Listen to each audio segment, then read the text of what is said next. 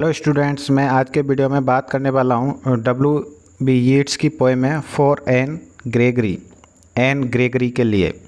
तो ये poem 10th class की NCERT है, उसका पार्ट है।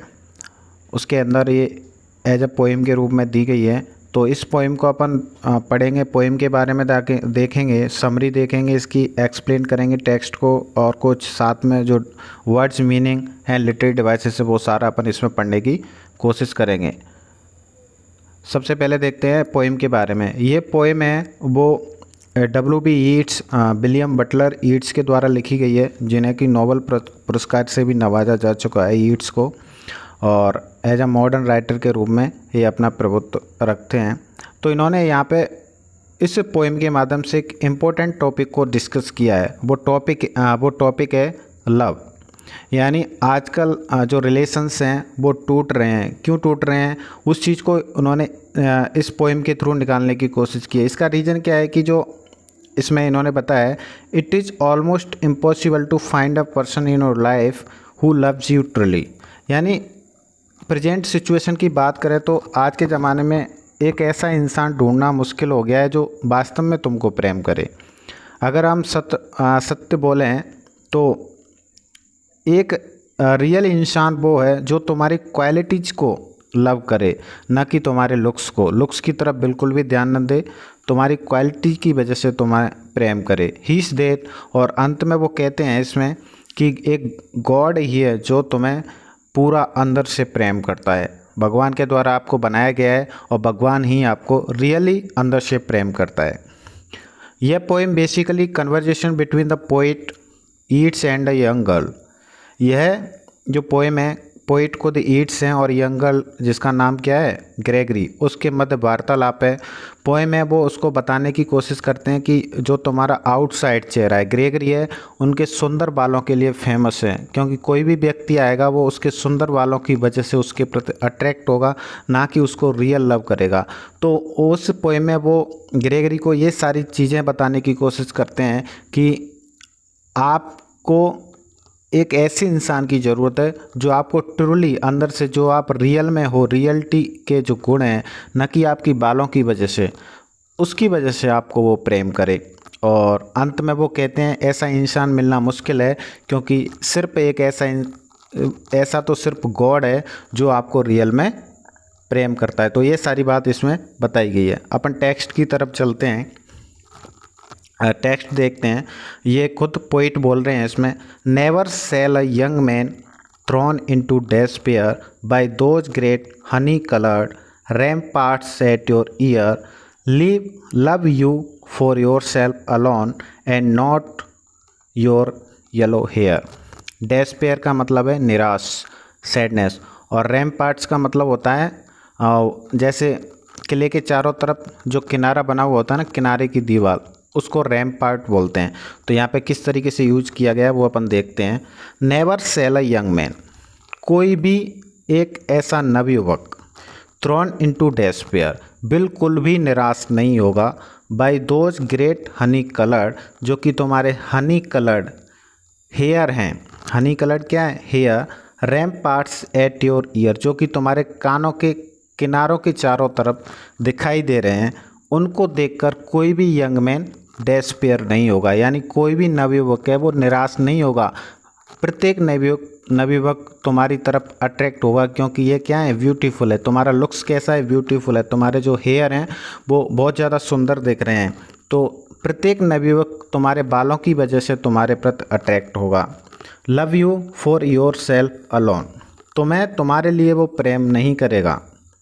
Love you for yourself alone and not your yellow hair, जबकि वो सिर्फ किसको, लास्ट 2 लाइन्स में वो यही बताता है कि वो तुम्हें तुम्हारे लिए प्रेम नहीं करेगा, बल्कि किसके लिए करेगा, तुम्हारे जो येलो हेयर हैं उनके लिए वो तुम्हें प्रेम करेगा। तो इस चीज़ में वो ये बताने की कोशिश करते हैं कि तुम्हें आउटसाइड अट्रैक्टिव दिखने की ज़रूरत नहीं है।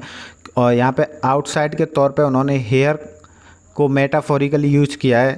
तो वो यही बताते हैं कि तुमको एक ऐसे इंसान की ज़रूरत है जो तुम्हें तुम्हारे लिए प्रेम करे, ना कि तुम्हारे लुक्स के कारण, ना कि तुम्हारे हेयर के कारण। इसकी राइम स्कीम ध्यान रखना, ABC BDB ये दे रखी है। इसमें हनी कलर्ड में मेटाफर यूज किया गया है।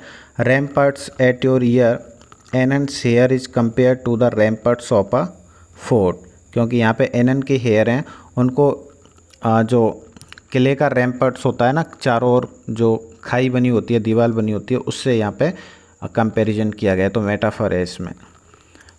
नेक्स्ट स्टैंजा देखते हैं। इसमें स्वयं एनन बोलती हैं, but I can get a hair dye and set such colour there brown black और carrot that young man in despair my love me for myself alone and not my yellow hair. इसमें इसको खुद एनन reply देती हैं poet को। वो कहती हैं, but I can get a hair dye, मैं एक हेयर डाई को हायर कर सकती हूँ, and set such colour there, और फिर मैं वहाँ पे बहुत सारे कलर करवा सकती हूँ उससे। और कलर किस किस का नाम लिया उन्होंने, ब्राउन करवा सकती हूँ, ब्लैक भी करवा सकती हूँ, और कैरेट करवा सकती हूँ। इस वजह say that young man in despair, इस वजह से वो व्यक्ति है वो निराश नहीं होगा।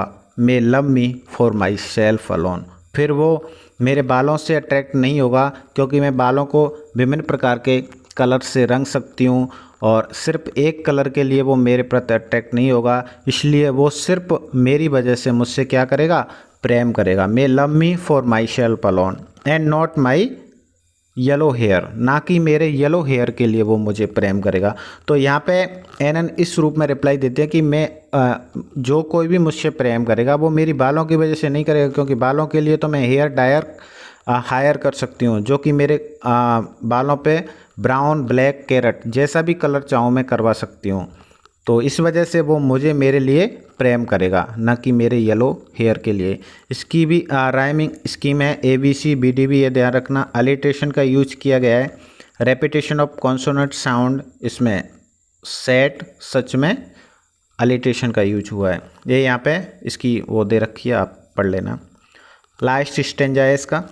I heard an old religious man but yesternight declare that he had found a text to prove that only God, my dear, could love you for yourself alone and not your yellow hair।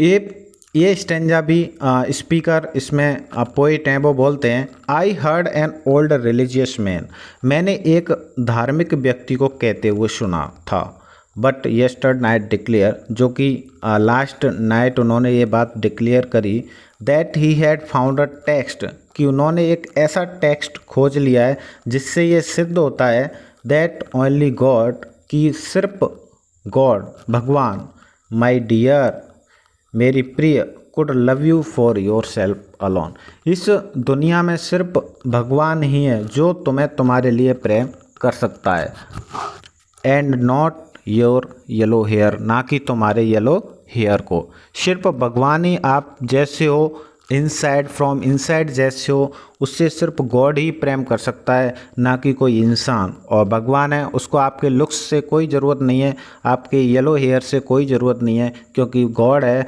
वो आपको inside से पसंद करेगा, inside से love कर सकता है। तो यहाँ पे कंपैरिजन बताया है, दो लोगों के मध्य कंपैरिजन बताया है, एक नवयुवक एक नवयुवती की। आज के ज़माने में जो नवयुवक होते हैं किसी भी नवयुवती की तरफ उसके बाहरी लुक्स की वजह से अट्रैक्ट हो जाते हैं, और वो डिस्ट्रैक्ट होते हैं कि it is real love, but it is not a real love. Real love comes from inside and it is the real feeling comes from inside and makes someone happy to live together. तो इसमें Yeats ने ये चीज़ बताने की कोशिश करी है कि भगवान ही आपको वास्तव में रियल प्रेम करता है, ना कि कोई इंसान, क्योंकि इंसान है वो तो आपके आउटसाइड से ही प्रेम करता है।